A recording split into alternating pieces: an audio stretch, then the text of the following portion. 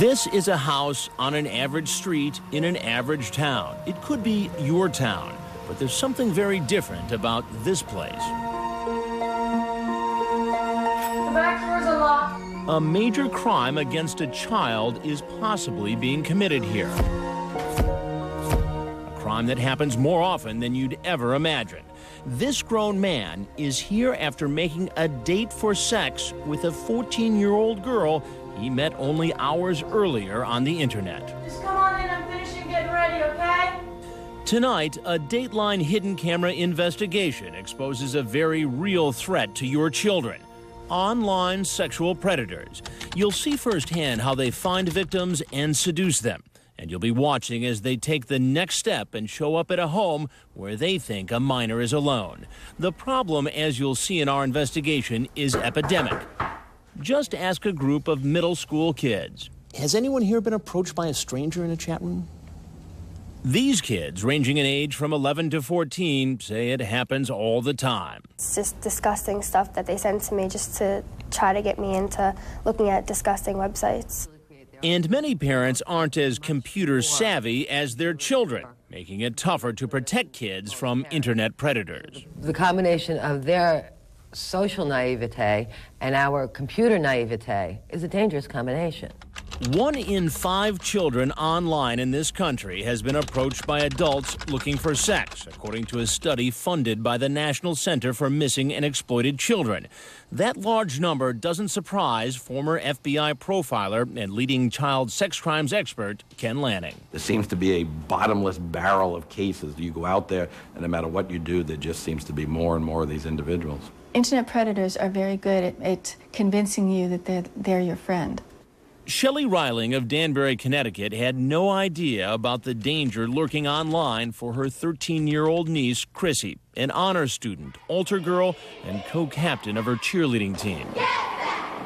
In May 2002, Chrissy told her aunt she was going to the mall to meet a friend. Instead, she met up with a stranger she'd met online, a 24-year-old married man named Saul Dos Reis. Prosecutors charge he took her for a ride in his car, sexually abused her, and then strangled her. Dos Reis was convicted of first-degree manslaughter. When I opened up the door and I saw the minister, I knew. And I looked for Chrissy, and she wasn't there, and I knew they were going to tell me that she had been killed. How do sexual predators find children like Chrissy on the internet? By going to a chat room like this one, scanning the profiles looking for a victim. Then they'll instant message that child. Very often, they'll get a message back. Usually, the chats start off friendly. Later, they'll get sexual. And finally, the predator will try to convince a child to meet in person. Teenagers are rebellious. Teenagers are curious. Teenagers can have a strong interest in sex and all these characteristics. And so what many of these offenders are taking advantage of are these characteristics of teenagers. Laws differ from state to state, but generally it's against the law to use the internet to entice a minor to engage in sexual activity. It's also illegal to transmit obscene matter to a person under 16. The fact that you use something like a computer and the internet, and that technology crosses state lines, that can also make it a federal violation. Law enforcement agencies like the FBI and U.S. Customs have made catching internet predators a high priority, but they say the problem is just too big. Enter a group called Perverted Justice, a kind of online vigilante organization whose mission is to do what it believes law enforcement doesn't always have the resources to do, make a full-time job of going after internet predators. And they do it by posing as kids online. This is what a 13-year-old girl looks like. At Perverted Justice. At any given moment, one of Perverted Justice's 25 volunteers, some who say they were victims themselves of sexual abuse, troll internet chat rooms, usually through AOL and Yahoo, waiting to be approached by a predator. Are these chat rooms really that creepy? Oh, they're just loaded. Yeah. I mean, you know, half the times we have to close down some of the windows. There's so many guys hitting on us that'll crash our machines. While Perverted Justice has no authority to arrest the potential predators it identifies, it sometimes aids in the criminal prosecution of those men. But many in law enforcement strongly oppose any civilian group conducting sting operations. Nevertheless, Perverted Justice exposes these individuals by posting their picture phone number, and a copy of their sexual chat on its website. As a result, the men's family, neighbors, and employers are often notified by website visitors. Why is this not entrapment? Well, it's not entrapment. First of all, we're not a legal entity. Secondly, we're sitting in a chat room. We're not starting anything. They're having a conversation with us of their own free will. Then, perverted justice volunteers will often engage in sexually explicit chats, coming on to a would-be predator to see if he'll take the bait. If you don't trust me, that's cool. It's one thing to chat online. The danger is far greater when it becomes person to person. So how many of these internet stalkers would actually make a date and show up to have sex with a teen? In other words, commit statutory rape. We decided to find out. More than a few sexual predators believe there's a minor waiting alone in this house, but they're in for a big surprise. We've got our hidden cameras rolling, so stick around and wait to see who knocks on our door.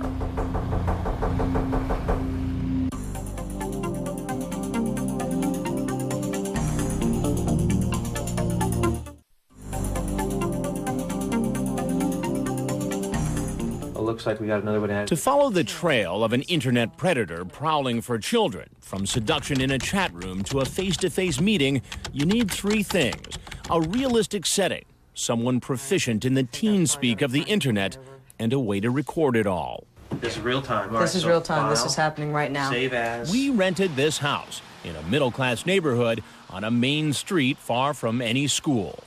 Our technicians rigged the house with hidden cameras inside and out. I bet that's him. And we enlisted the help of volunteers from Perverted Justice, who make it their mission to expose some of the estimated 50,000 predators nationwide said to be trolling the internet at any given time. Volunteers like 21-year-old Dell. Protecting little children from people who would destroy their lives. It's just such a worthy cause. Dell and other volunteers like 38-year-old Frag, or using their undercover names, go online, posing as 12, 13, or 14-year-olds, using a picture that is unmistakably underage.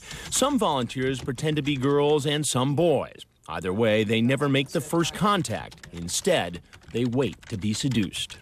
Now, how explicit do you have to be to lure these guys in? Well, we don't really have to lure them. They'll come to us. We go into these chat rooms. I haven't said a word to anybody. I'm sitting in the room, and the IMs start popping up, and they start coming on. Sure enough, in a matter of minutes, the online chat becomes sexually explicit. This man, screen name Ed in NYC, thinking he's talking to a 13-year-old, says, "You feeling horny right now?" Another, Me for Magic NY, asks, "Are you a virgin?" The girl says, "Yeah." And then this 33-year-old proceeds to turn on his webcam, expose himself, then masturbate in front of a girl he believes is 13. Right then and there, this man may have committed a federal crime by using the internet to transmit obscene matter to a person he believed to be underage. Other predators send pictures of themselves, then give their phone number, hoping for a call. Hey, is this John? Hey, it's Mandy. Dell, now posing as a 13-year-old girl, does exactly that. She tells the predator her parents aren't home and that it'd be okay for him to come to her house. I was just making sure you were for real because I wanted to know you really wanted this. There would be dozens of sexually graphic online chats intended for children. Chats so disgusting we can't even begin to show you. There would also be picture exchanges and phone calls. But how many of these men would be willing to make a date and then be bold enough to walk in the door? We didn't have to wait long to find out, and we caught it all on our hidden cameras. Meet 35-year-old Steve, known on the internet as SR8219. He's a married man with children. Just come on in and sit at the counter. I gotta finish getting dressed. Dell, posing as a 14-year-old, invites him in. And even though there really isn't a 14-year-old in the house, this man still may be committing a crime, according to sex crimes expert Ken Lanning. The federal law makes it pretty clear there doesn't have to be an actual child there. And as far as Steve is concerned, there's a real 14-year-old in this house. Just sit at the counter. I'll be right down, okay? As for why he's here, after we read you part of his online chat, it will be pretty clear. You on the pill? No. You wear condoms? If you want me to, but I'm sterile. Okay, then you don't have to wear a condom if you don't want to. But before we have sex, I want you to make me He then assaults the girl with chat about oral and anal sex and even asks a series of deeply personal questions like, when do you get your period? And another offensive question about her personal hygiene. Law enforcement has a name for this kind of guy, a potentially dangerous predator who goes from a chat room to a real-life meeting intent on an encounter with a child. They're called travelers. He starts to communicate online, and then he is going to travel to where the child is, or he's going to try to get the child to travel to where he is, also they can engage in actual sexual activity with the child. But today, Steve won't have a chance for sex with a 14-year-old. Instead, he'll be meeting me. He seems to think I'm a police officer. I haven't told him yet I'm a television reporter, and at this point, he has no idea he's being videotaped. I knew. You knew what? Exactly what was going on. Just take your hands out of your pockets, William. No, you don't have to put them up. No, fine. No problem. I knew what was going on. I'm not stupid. It's pretty clear that Steve thinks he was caught up in a police sting. He says he was just coming over to check it out. So you were obviously suspicious in the beginning. Of course I am. I'm always suspicious. Always? Do you do this a lot? No, this is the first time I've actually did show up to see what was going on. And you expect me to believe that? Yes, I do. Do you have children? Yes, I do. And how would you feel if one of your children was 13 or 14 years old, that child was home alone, chatting with somebody on the internet who ultimately came over with no parent at home? How would you feel about that as a parent? I'd be pretty pissed off. Right. You'll hear more from Steve later. Right now, there's another man walking down our driveway. He's the one who turned on his webcam to put on a little sex show. Now he's in our kitchen. He's 33-year-old Musti, me for Magic, New York, and he's expecting to hook up with a 13-year-old virgin. Just sit down at the counter for a minute and I'll be down in a second. Just hours earlier, after exposing himself online, he tells the girl he wants oral sex before he takes her virginity. And if that's not disgusting enough, he continues to titillate himself by asking intimate questions, like the size of her breasts, and other questions too disturbing for us to mention. So you talk this way to all your friends on the internet? Yes. About all these sex acts and in this graphic way? And everybody talking like that, and they have a web site over there too. So this is just a game to you? Yes, it's a just game. But is it a game when you send an obscene video? Now, it sounds like you exposed yourself on a webcam. But I'm telling you... Did you or did you not? I have a webcam too, and the other people have a webcam too, and we're playing. You're playing? We see each other and we're playing. Yeah, what game were you playing on the webcam? It's up to you, I don't know. Our undercover operation has only been up and running for 2 hours, and already 2 men who chatted graphically about sex online and then made a date have come into the house looking for a young girl home alone. Watch our hidden cameras. You're about to see a lot more. This 30-year-old man, screen name Dark Hero, showed up expecting a date with a 13-year-old girl. It turns out he has a history of mental illness with possible suicidal tendencies. So we've disguised his identity but included him in our report to illustrate how there's no telling what kind of unstable character might show up for a meeting with a minor. Listen as we read a little of what he said online to her just hours earlier.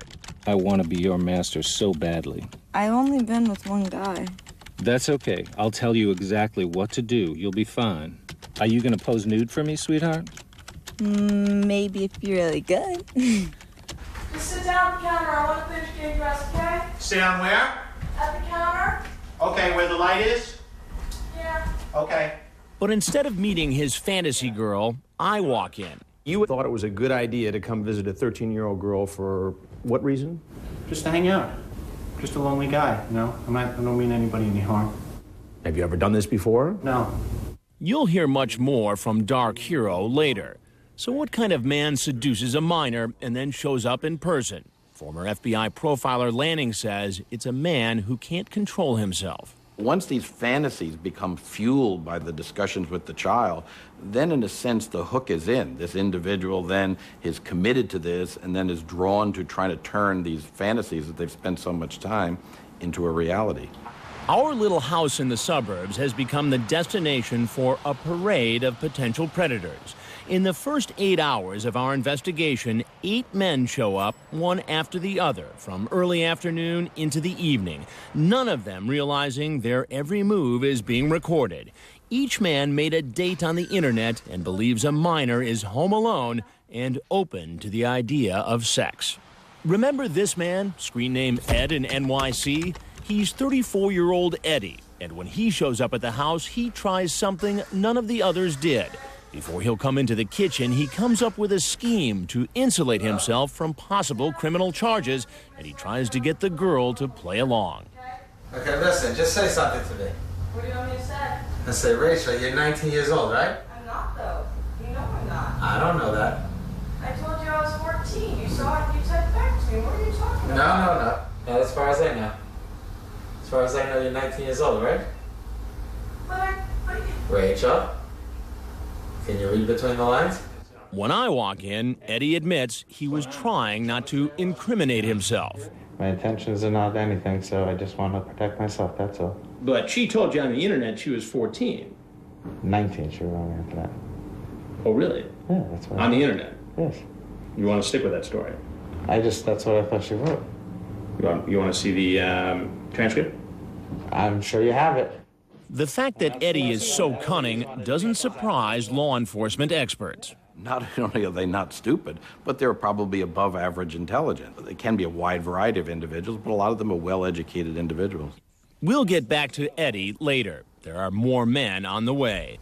The second day of our investigation turns out to be just as busy as the first. 8 hours, 8 men. Some come looking not for girls, but for boys.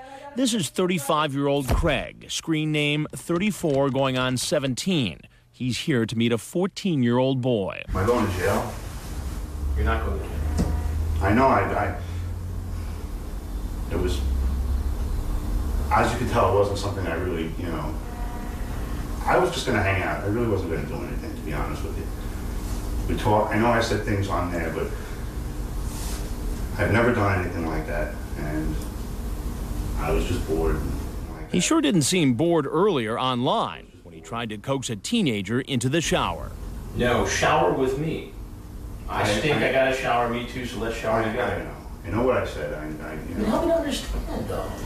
I mean, if you're the parent of a kid... It's completely wrong. I know it is. Even just to even talk like that. I know, believe me, I know that this is stupid. So many men start showing up for the dates they made online, a kind of traffic jam develops. This guy heads to the back door, looks inside, sees another man is already there, and decides to make a run for it. But 20-year-old Esteban, known online as Skatey Pie, walks right into the kitchen and waits, although not for long. I asked him about his online chat with who he thought was a young girl. Why don't you tell me exactly what you talked about? About sex. About sex? Yeah.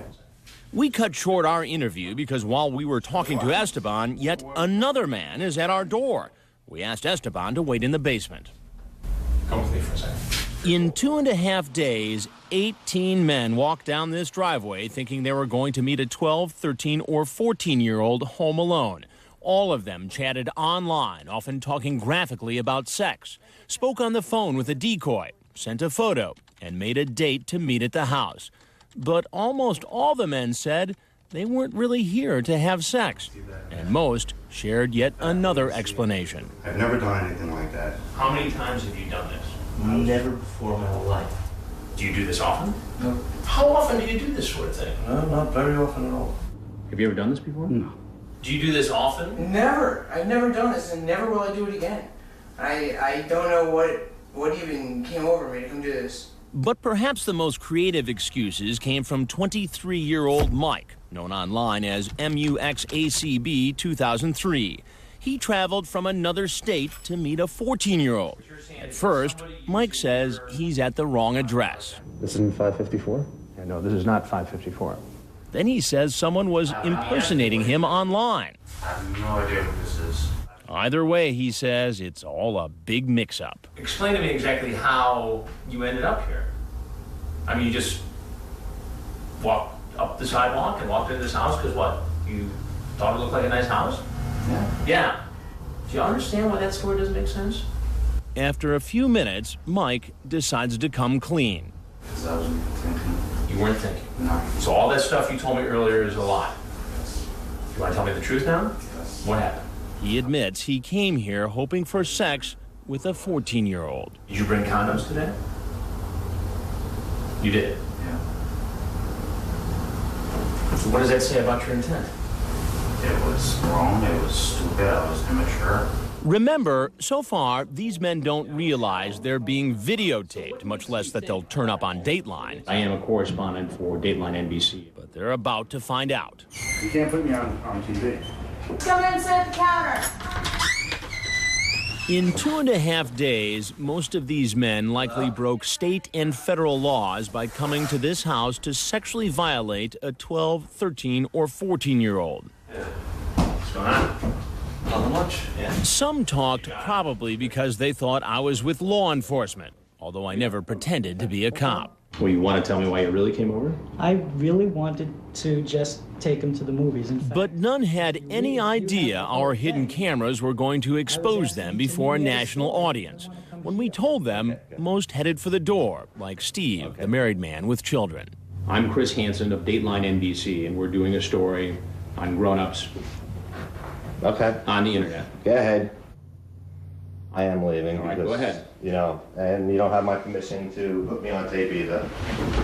I'm Chris Hansen with Dateline NBC, and we're doing a story. You can't put me on TV. But some wanted a chance to try to explain themselves. Remember 34-year-old Eddie? He was the one who thought he'd found a way to cover himself legally. As far as I know, you're 19 years old, right? When I confront him, he's ready with a story. He says he's a TV producer doing research. Where are you a television producer? I work independently right now. Yeah. You know, it's ironic because I work in television too, with Dateline NBC. Okay. At first, this television producer appears a bit camera shy, but then he decides to open up. I haven't done anything wrong at all. If you go into the transcripts, time and time again, everything that was said. Picture this. Everything. Picture this. You lying back, eyes straddle your chest. It sounds like you were looking to have a sexual experience with this girl, Rachel, who we were talking about on the internet. I mean, I don't know what other conclusion you can draw. You can search me for a condom. I don't have one on me. I wouldn't have sex without one. Eddie thinks he's pretty smooth, and he's not quite finished. He's got yet another excuse why he's not really here for sex. Besides, she's supposedly a virgin, so she's never had sex anyway, so I certainly wouldn't want to be the first. Kind of sounds like you might have been excited about the fact that she was a virgin in here. No, I don't think so. You don't see that in there. And in fact, all you see is just little test scenarios. So for the record, it appears Eddie has worked as a TV producer. I'm very interested in your story. I think it's a great thing that you're doing. I think it's something that you should certainly do more and more, and bag people left and right. Thanks for the pat on the back, Eddie. Meanwhile, when it comes to excuses, law enforcement experts say they've heard them all. It's not uncommon for these individuals, when caught dead to right, to try to minimize and downplay and to rationalize and justify and offer these excuses. But when 30-year-old Dark Hero learns he was going to be part of our report, he tries a different approach. Remember, we've disguised him because of his history of mental illness and possible suicidal tendencies. I'm ashamed. I'm sorry. I didn't mean anybody any harm. Then he reveals something that, after investigation, appears to be true. I'm a schizophrenic man. I'm supposed to see my doctor today. All right, perhaps you should go see him. I'm just getting my life in order. You're going to ruin my life.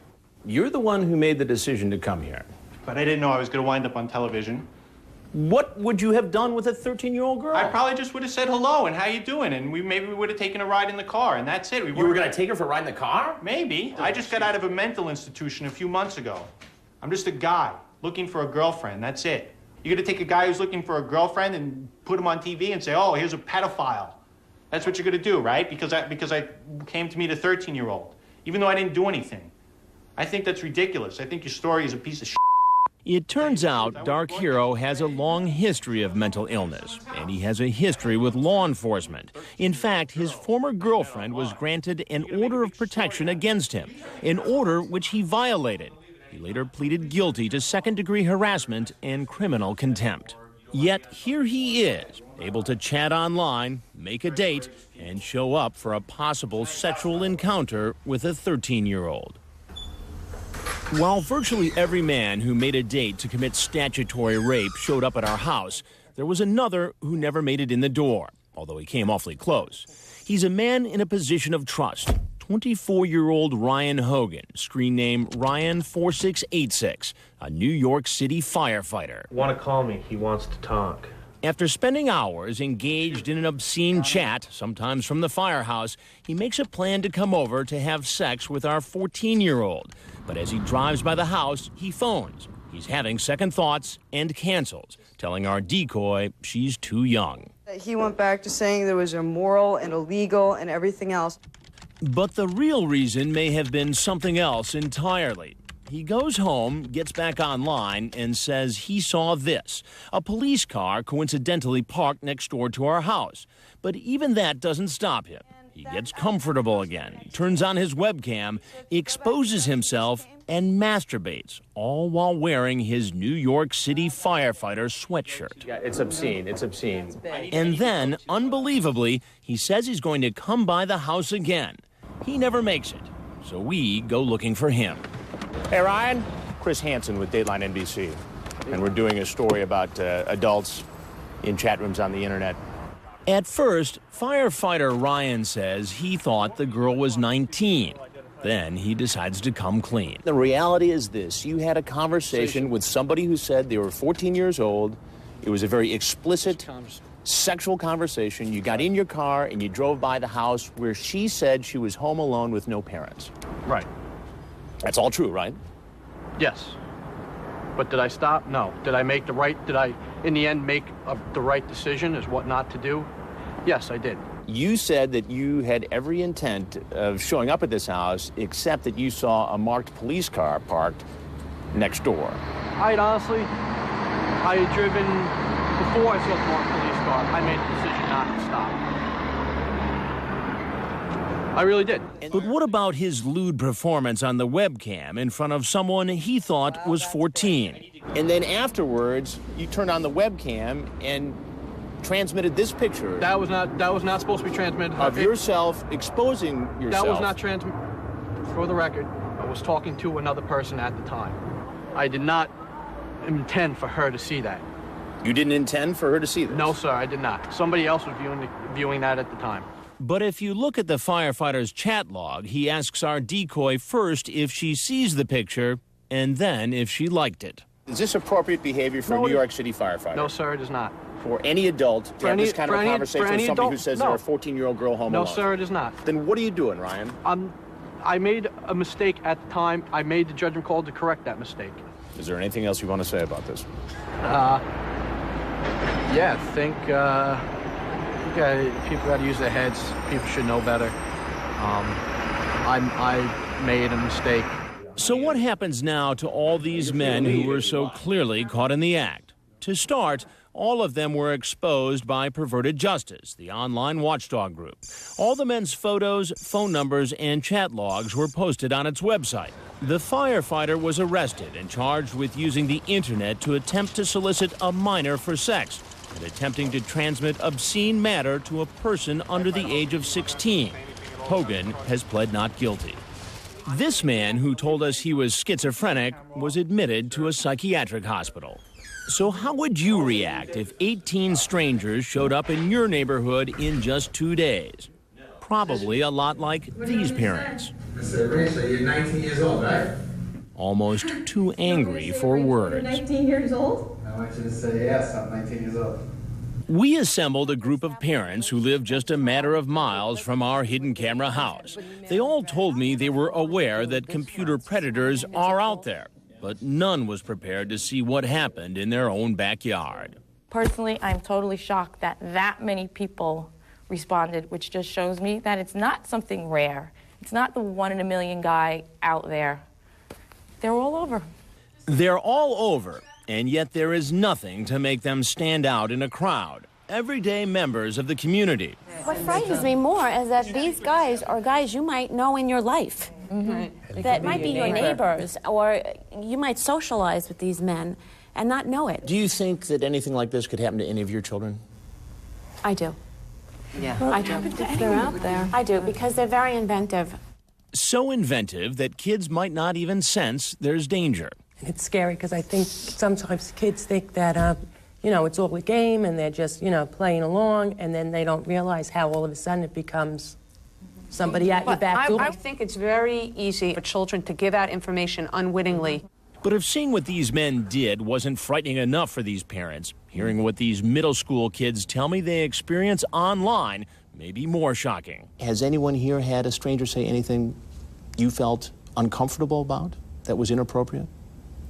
Has anyone ever tried to lure you into going to an inappropriate website? Yeah, they give you the link and say, come here to view my naked pictures. And like most kids, they don't always tell their parents. How many of you, after having been approached or having a scary experience in a chat room, have gone to their parents right away to tell them what happened?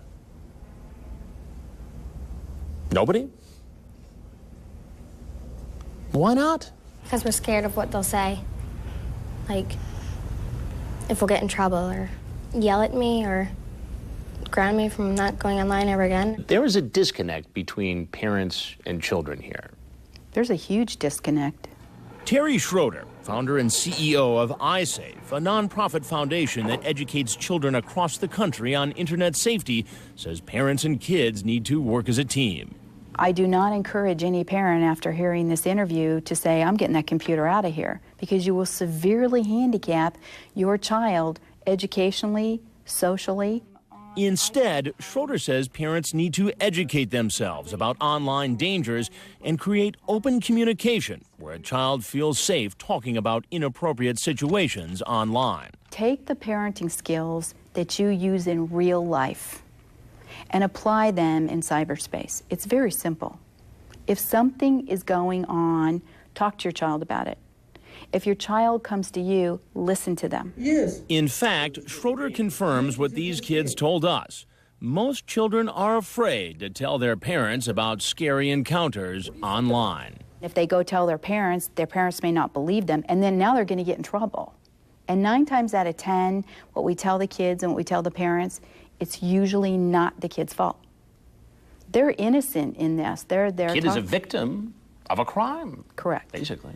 A sex crime committed by predators who know exactly which of the kids' buttons to push. It may be attention and affection. For another child, it may be gifts. For a lot of teenagers, it's romance. Just somebody who will give you this romance, pay attention to you, tell you how pretty you are, how nice you are, or whatever it is. There's one guy right there coming right to the door. These kids thought they were pretty hip to dangerous strangers online, but they weren't such know-it-alls. Once, with their parents' permission, I showed them the results of our investigation. So this is just a game, do you? Yes, it's just a game. That was all real? That all actually totally real. happened? I don't like it. Creepy. Pathetic. Freaky. Disgusting. Scary. Weird. Reality. Wrong. Show your kids that you do care enough and that they will not be penalized if something happens. And also, be willing to learn from your kids. You may learn a lot from them as it pertains to technology. Based upon the fact that we all have computers in our homes, do we then have the responsibility of almost being a spy or a cop to see what the kids are doing on the computer? Yes. I've always done that. But if parents think they can completely protect their kids by installing standard software or setting ground rules, think again. We found ways to bend those rules and stuff like that. So you know how to get around that stuff? Yeah. Have you ever done it yourself? Yeah. Even though your parents have said don't do that? Rules are made to be broken. Meet 11-year-old Laomi Wright. She's become so good at getting around the rules, her mother is ready to throw out the computer. Let's put it this way, she's not using the computer anymore. You thought you were being a responsible parent. Right. And doing just about everything you could to make sure your daughter was safe on the internet. Right. Plus, she gave me her word. She wouldn't talk to people that she didn't know, so. In spite of all that, your daughter was still talking to a stranger via instant messaging. Right. It's pretty scary, I can tell you that. To help solve Michelle's problem, we enlisted the help of Detective Mike Sullivan, author of Safety Monitor, How to Protect Your Kids Online. The first thing he noticed, Michelle had the computer in the basement, an out-of-the-way place where a child can operate unsupervised. put it in a public room, you know, right off the kitchen, dining room. You know, basically as you're going about your normal house chores, you're making dinner, you can look over and see the screen and check on what your child's doing. Next, Detective Sullivan suggested setting up layers of defense, starting with internet service providers like MSN, Earthlink, or AOL, which all provide some type of parental control. Michelle has AOL, and although she had set up the controls, she wasn't using them correctly. AOL has recently updated its protective controls, making it tougher for kids to outsmart. Everything is going to function through AOL, and then they're going to monitor what she's doing from there. Next, our expert downloads WatchRight software that will allow Michelle to read all of Leomi's instant messages and chat room conversations. So you can keep an eye on what she's doing. Even if she changes her password on you, this program's still going to read it and let you see what she's been doing online. If reading all her daughter's online messages seems too intrusive or time-consuming, the detective has another suggestion: filtering software that stops Leomi from sending out personal information, like her home address or phone number. The software would also detect a predator trying to make contact with Leomi, and then automatically send Michelle an email to warn her. So if your daughter's at home and something goes wrong, the software, Cyber Sentinel, is going to send you a message at work saying, you know, you might want to call home, and it will actually tell you who the user online was, what was the inappropriate statement. So if she said some naughty words, or someone said something of a predatory nature to her, you're actually going to see it in the mail. And our expert has one more suggestion for Michelle: software that will record Leomi's every move on the computer without her daughter knowing it. So the program is like a VCR, showing you, hey, wait a second, this is what my child's doing online. That's great. Look at that. This program is actually going to come in and say, wait a second, they tried to sneak a program by you, but you can still check them out. Our expert says each program is very user-friendly and costs about $40. And it's clear both Michelle and the detective think it's worth it. There's no silver bullet that's going to take care of everything. What you can get to is a state of peace of mind as a parent, that I've done everything I can do to protect my child while they're on the computer in my house. I guess all the protective software in the world will not substitute for a good relationship between a parent and a child. No, an active, involved parent is more than any match for any predator that's out there right now. Now that our expert has installed and set up tough protective measures, Michelle is ready to let Leomi back on the computer. Have you learned your lesson? Yes.